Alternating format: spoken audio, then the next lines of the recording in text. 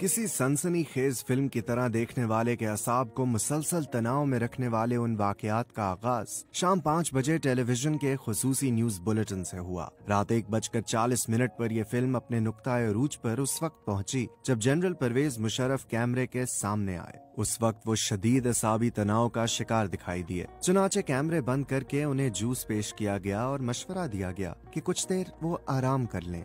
ये वाकयात 12 अक्टूबर 1999 के हैं, जब पाकिस्तान अचानक एक ऐसे दोराहे पर जा खड़ा हुआ जब तारीख में पहली बार इख्तियार न किसी आर्मी चीफ के हाथ में था और न रावलपिंडी कोर और उसके 111 ब्रिगेड के, जो हमेशा ऐसे मौके बरूए कार लाकर एक नए दौर की बुनियाद रखते हैं। इस बार तुरप का ये पत्ता कराची कोर और उसके कमांडर लेफ्टिनेंट जनरल मुजफ्फर उस्मानी के हाथ में था, जो चाहते तो पाकिस्तान की तारीख में एक नए बाब का इजाफा भी कर सकते थे। आप सुन रहे हैं BBC उर्दू की ऑडियो स्टोरी और मैं हूं साद सुहेल।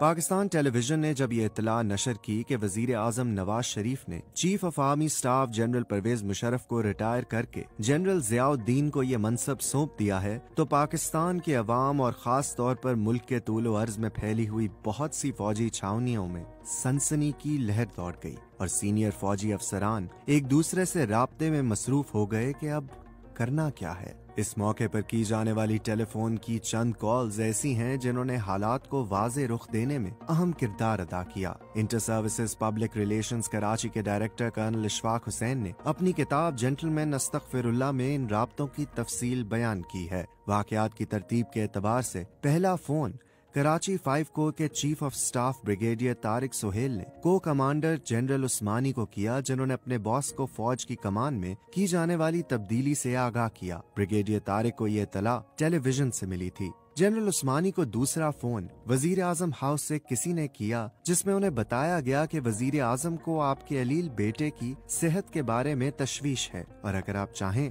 तो इलाज के लिए उसे बैरून मुल्क भिजवाया जा सकता है। जनरल उस्मानी को तीसरा phone chief of general staff lieutenant general Mahmood ने किया और उनसे मशवरा चाहा कि अब क्या किया जाए। मुसल्लह अफवाज के इन दोनों जिम्मेदारान के दरमियान होने वाली बातचीत मुख्तसर लेकिन वाज़े थी, जिसके बाद जिसे भी जो करना था उसके जहन में कोई अभाम बाकी ना रहा। इस फोन कॉल के दौरान जनरल उस्मानी ने जनरल महमूद से सवाल किया, क्या ऐसी सूरत हाल के बारे में जनरल मुशर्रफ ने कुछ हिदायत दी थी? जनरल महमूद ने कहा, जी दी थी। जनरल उस्मानी ने कहा कि बस तो फिर इन हिदायत पर अमल किया जाए। जनरल उस्मानी और जनरल महमूद के दरमियान होने वाले इस मुकालमे से इस तासुर की नफी होती है कि फौज इक़्तिदार संभालने के लिए तैयार न थी। इस सिलसिले में जनरल मुशर्रफ के कई बयानात भी रिकॉर्ड पर मौजूद हैं। अपनी किताब सबसे पहले पाकिस्तान में भी उन्होंने कुछ इसी किस्म की बात की है, लेकिन इसी किताब में उन्होंने ये भी लिखा है कि जनरल अजीज जानते थे कि उन्हें क्या करना है। जनरल शाहिद अजीज को क्या करना था उसकी तफसीलात उन्होंने अपनी किताब ये खामोशी कहाँ तक में बयान की है और लिखा है कि निहायत एहतियात से पूरा मंसूबा तैयार कर लिया गया था, जिसकी तफसीलात काबिले एतमाद जर्नलों के लैपटॉप में भी मौजूद थी। जनरल उस्मानी को चौथा फोन थोड़ी ही देर पहले वजीर आजम की तरफ से नामजद किए जाने वाले chief of army staff general Ziauddin ने किया, जिन्होंने अपने तकर्रर और नई तब्दीलियों से आगाह करने के बाद उन्हें हिदायत दी कि वो एयरपोर्ट पर जाकर जनरल मुशर्रफ का इस्तकबाल करें और उन्हें पूरे एहतराम से आर्मी हाउस पहुंचा दे। ये फोन बंद हुआ ही होगा कि फोन की घंटी एक बार फिर बज उठी। इस बार दूसरी तरफ वजीर आजम नवाज शरीफ के military secretary brigadier Javed Iqbal थे। उनका पैगाम मुख्तसर और वाज़े था कि जनरल परवेज मुशर्रफ को प्रोटोकॉल देने की कोई जरूरत नहीं और ये कि उन्हें आर्मी हाउस में कैद कर दिया जाए। इन राब्तों से ये तो वाज़े हो गया कि आने वाले चंद घंटों में जो कुछ भी होना है, जनरल उस्मानी का किरदार उसमें कलीदी है। लेकिन एक ही वक्त में मुतज़ाद इत्तलात, हिदायत और ख्वाहिशात के हुजूम में खुद जनरल उस्मानी के जहन में उस वक्त क्या हलचल मच रही होगी, इसका जिक्र किताब में नहीं मिलता। अलबत्ता वो एक मुख्तसर जुमला जो उन्होंने जनरल महमूद से कहा था उनके जहन को समझने में मदद देता है, यानी जनरल मुशर्रफ की हिदायत पर अमल दरामद होगा। लेकिन ऐसा महसूस होता है कि कराची के बरक्स रावलपिंडी में लोगों का जहन अभी भी वाज़े नहीं था। वो खास तौर पर जनरल महमूद का, जो जनरल मुशर्रफ के कराची में उतरने और उनके मुकद्दर के फैसले के इंतजार में थे। यही वजह रही होगी कि जब जनरल उस्मानी ने जनरल महमूद से सवाल किया कि उन्होंने अपनी तरफ क्या इकदाम किए हैं तो उन्होंने नफी में जवाब दिया, लेकिन जब उन्हें यकीन आ गया कि जनरल उस्मानी मुकम्मल तौर पर जनरल मुशर्रफ के साथ हैं और हरकत में आ चुके हैं तो वो भी मुतहर्रिक हो गए। रावलपिंडी और कराची के दरमियान राब्तों के दौरान ही जनरल उस्मानी एयरपोर्ट पहुंच गए। IG सिंध राना मकबूल और deputy inspector general police Akbar Arai वहां पहले ही मौजूद थे और आपस में महवे गुफ्तगू थे। हमें एयरपोर्ट का कंट्रोल संभाल लेना चाहिए, IG ने अपने नायब को हिदायत की। मेरा ख्याल है कि ये मुनासिब नहीं क्योंकि फौज के दस्ते यहाँ मौजूद हैं, इसलिए खतरा है कि कार्रवाई के दौरान कहीं तसादुम ना हो जाए। DIG ने मशवरा दिया। जनरल उस्मानी के कान में जैसे ही ये मकालमा पड़ा वो खामोशी से वहाँ से हट गए। उसका मकसद शायद ये था कि पुलिस के आला हुकाम इसी तासुर में रहें कि फौज की भारी तादाद यहाँ मौजूद है, हालांकि हकीकत उसके बरक्स थी।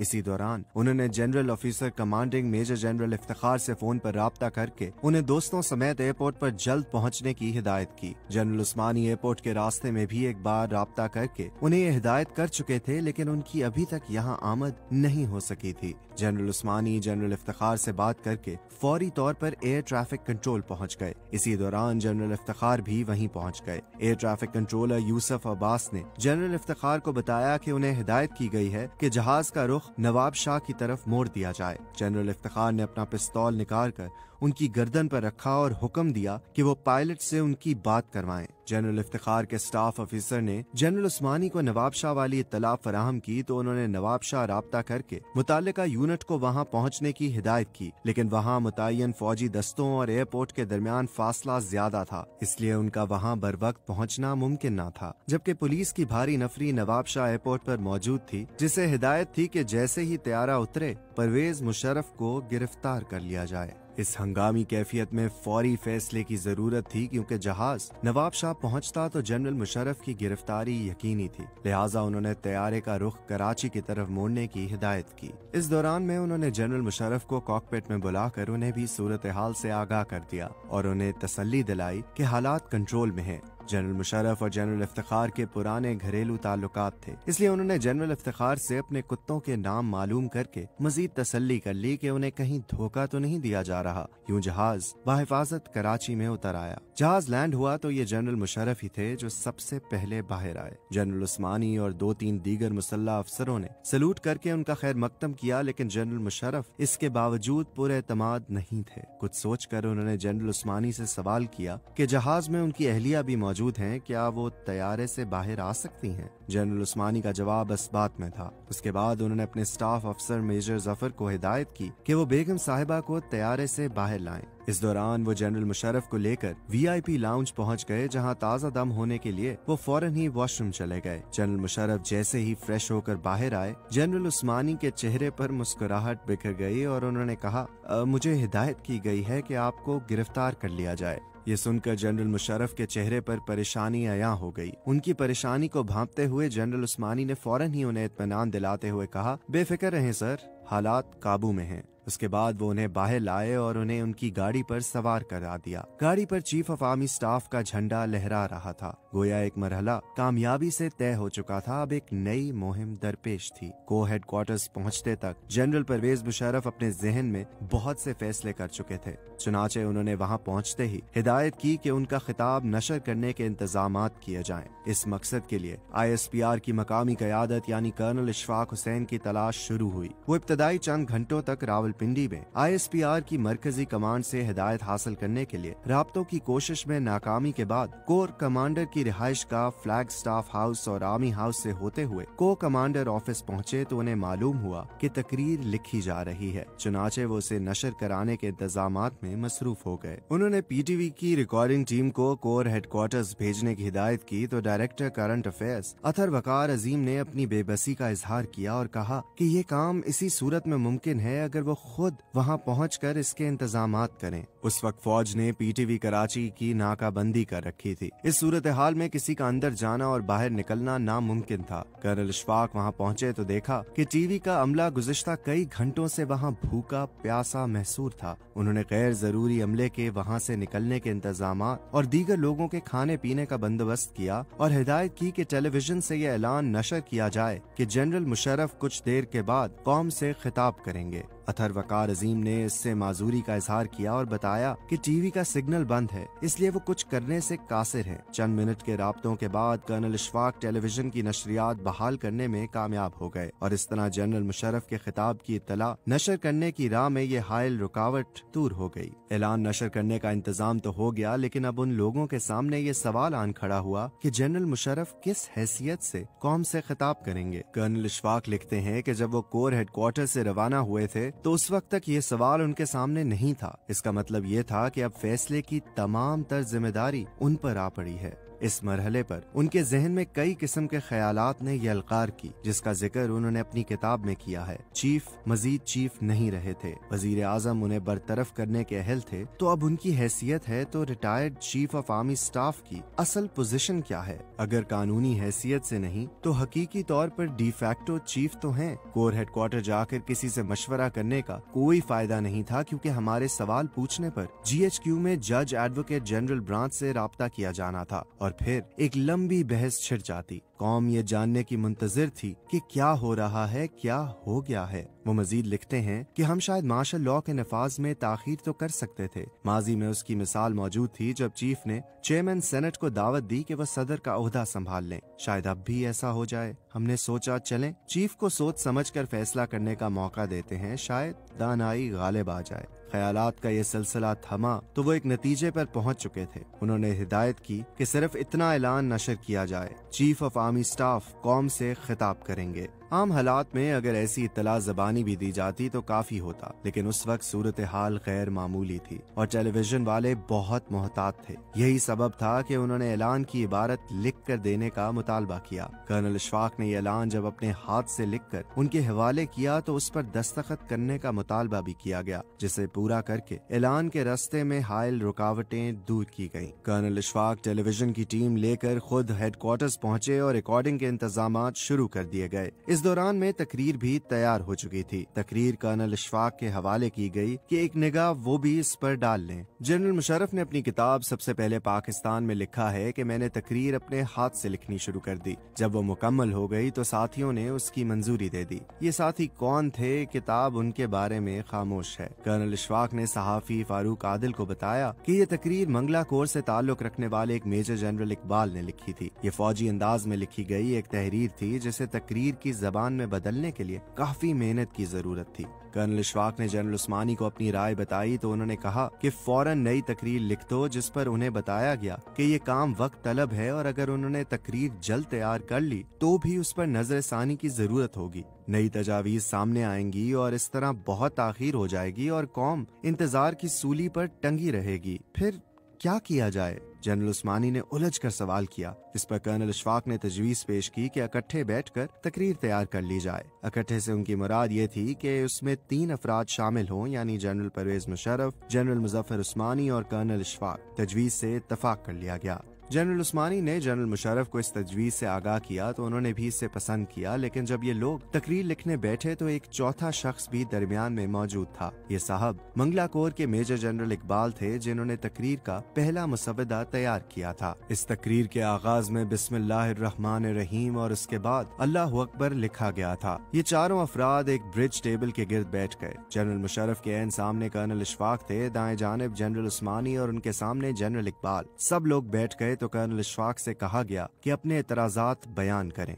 कर्नल इशफाक ने पहला पैराग्राफ पढ़ा और उस पर एतराज किया कि अव्वल तो ये तकरीर की जबान नहीं और दूसरे उसका लबो लहजा अवामी के बजाय फौजी है, जिसके मुखातिब फौजी तो हो सकते हैं, आम शहरी नहीं। जनरल इकबाल ने इन एतराजात के जवाब में और अपनी तकरीर के दिफा में बात शुरू की तो जनरल मुशर्रफ ने कर्नल इशफाक के एतराजात को दुरुस्त करार देकर जनरल को खामोश करा दिया। उसके बाद कर्नल इशफाक ने वहीं बैठे बैठे मुतबादिल पैराग्राफ लिखकर सुनाया। जनरल मुशर्रफ ने उसकी मंजूरी दे दी। इस तरह पहली तकरीर के इब्तदाई 4 पैरे मुस्तरद और मुतबादिल पैरे यके बाद दीगरे मंजूर हो गए तो जनरल इकबाल मेज से उठकर कमरे के एक तरफ खड़े बाज दीगर अफसरों में शामिल हो गए और थोड़ी देर के बाद कमरे से भी बाहर चले गए। इस दौरान में एक एक पैरा करके कर्नल इशफाक तकरीर लिखते चले गए और उसकी मंजूरी मिलती चली गई। अब तकरीर रिकॉर्डिंग के लिए तैयार थी, लेकिन अब सवाल ये दरपेश था कि जनरल साहब किस लिबास में तकरीर रिकॉर्ड कराएंगे। जनरल साहब उस वक्त फौजी लिबास में नहीं थे। फैसला हुआ कि वो कमांडो की वर्दी में कौम के सामने आएंगे।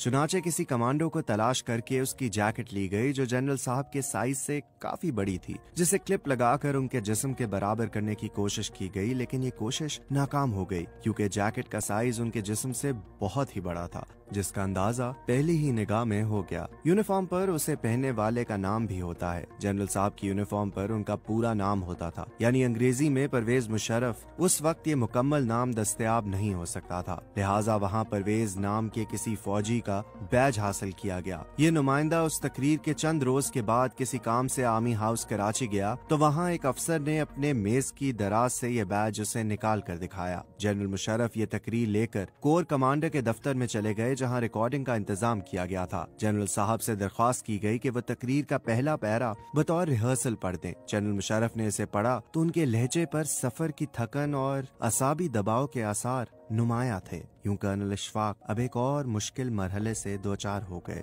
फौज के सरबराह के सामने, और वो भी ऐसा जो अब मुल्क के सयाह सफेद का मालिक था। ये कहना आसान ना था कि वो असाबी तनाव का शिकार हैं। उसके बावजूद वो आगे बढ़े और उन्होंने जनरल मुशर्रफ से दरख्वास्त की कि उनके लिए जूस मंगवा लिया गया है। बराह करम वो इससे लुत्फानंदोज हों और अपने लहजे में तवानाई पैदा करने के बाद रिकॉर्डिंग कराने की एक और कोशिश करें। जनरल साहब इस मुतालबे पर चौंक गए और सवालिया निगाहों से जनरल उस्मानी की तरफ देखा। जनरल उस्मानी ने शाने अचकाए और कैमरों की तरफ देखते हुए कहा कि वक्ती तौर पर तो यही लोग अथॉरिटी हैं। जनरल मुशर्रफ के चेहरे पर मुस्कुराहट फैल गई। इसके बाद उन्होंने एतमाद के साथ तकरीर रिकॉर्ड कराई। रिकॉर्डिंग मुकम्मल हुई तो सबने इत्मीनान का सांस लिया, लेकिन एक इम्तिहान अभी बाकी था। टेलीविजन का एक अफसर कर्नल इशफाक के पास आया और सवाल किया कि तकरीर नशर करते वक्त क्या प्रोटोकॉल इख्तियार किया जाएगा। कैसा प्रोटोकॉल? क्या कौमी तराना बजाया जाएगा? ये एक निहायत पेचीदा और खतरनाक सवाल था। कर्नल इशफाक ने उन्हें बताया कि जनरल साहब अभी सिर्फ चीफ ऑफ आर्मी स्टाफ हैं, लिहाजा बेहतर यही होगा कि कौमी तराना ना बजाया जाए। यूं ये तमाम मराहिल मुकम्मल करने के बाद ये तकरीर रात 2:45 पर नशर करने की नौबत आई।